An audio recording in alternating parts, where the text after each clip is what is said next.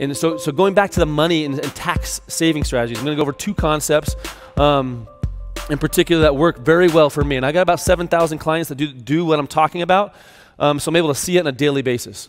The first thing I talk about is my first deal. Some of you, I know we talked to Wendy and Joe, a couple of you have heard me before.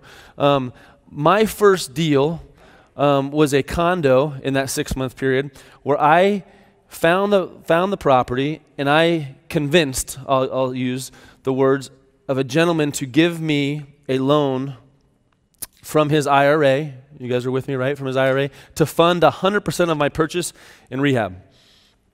Okay, so my big sale was I was teaching him, this investor, because I had no money, right? Finding deals for me at the time was easy. Finding money was hard. So I taught this guy about how he could self-direct his funds, meaning his IRA funds, into a real estate deal, and I gave him 75% of the profits.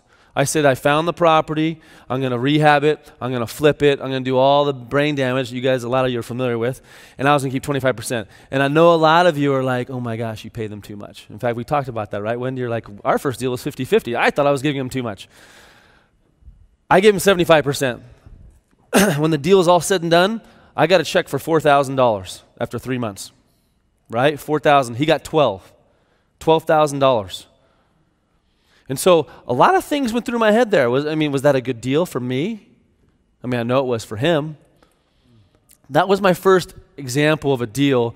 But what I'll share with you, which is very important, and I want to go into some tax saving stuff, is there's over 79 million IRAs in the United States. Okay? Not 401ks, that's a whole different number. 79 million IRAs. Why is that important? 79 million lenders. You nailed it. So many people want to go and find private lenders or hard money lenders, which you can and should do. You should have a Rolodex of money people. You never know what deal is going to do that you need different money on. But what I learned at a young age is that IRAs were the easiest place to go find money. There's 80 million people that could be my lender. Most of those people, how happy are they with their investments? It was an easy conversation. Again, some of this for a couple of you might be a little redundant, but I'm so passionate about it because you go and talk to somebody about them lending you money. So I got a great deal. What's your name, sir? Yeah. Sammy? I go to Sammy, I'm like, Sammy, I got this great real estate deal. He's like, all right, well, tell me about it. Sammy's got some money. I go and ask Sammy to lend me some money, $100,000 out of his bank account, okay? I have the same conversation with Sammy. I say, you know what? Rather than give me $100,000 from bank account, how about you give me $100,000 from your IRA? Which one is much easier? The IRA. Why? He can't touch it anyways. He can't even think. He's not even thinking about it. In fact, most of you, like I watched with my mom, don't even know really what your money's invested if you do have an IRA or 401k. You get it. What do? You open up the statement, right? You look at the bottom, right? You see if it went up or down, right? And then you throw it away. No? Do you really pay? Don't lie to me like you pay attention to every line. You don't. Okay, 2 of you. Anyone else is lying. Seriously though, my mom got really good at that and got more efficient. So when she'd get that in the mail, she'd actually not even open up the envelope anymore and just put it in the trash. Right? A lot of us do it. Don't act like you don't. It's okay.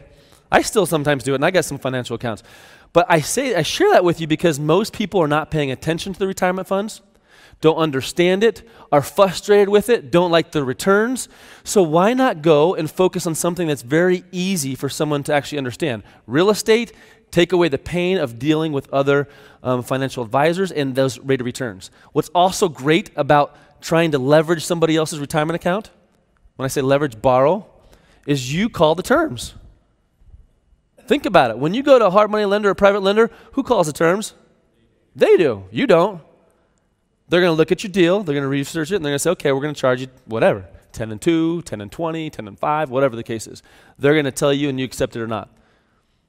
In an IRA, it's typically a negotiation. But it's a very easy negotiation. If I was talking to Sammy and I said, hey, Sammy, you have an IRA, what are you making in your IRA account? He's going to tell me his rate of return, approximately, because he a little bit pays attention to it. Don't worry, I don't know if you do or don't. Excuse me. In most case scenarios, most people don't know what they're making. Other case scenarios, what are they going to say? It goes up and down. I make maybe 5 or 6%. You already went into that meeting planning on paying them what? 12% probably, 10, 12%, right? I just heard he's making 5 or 6% or negative 2%. I'm not going to offer him 12. I'm going to offer him 8. I just saved 4%. And you might not think that's a big deal, but 4%, 4, 5, 6 times a year, you know what I mean, billionaire guy, right? I mean, you're doing how many deals a year? If you're saving 4% on your money every single time, it's the matter of hundreds of thousands of dollars of difference in your account.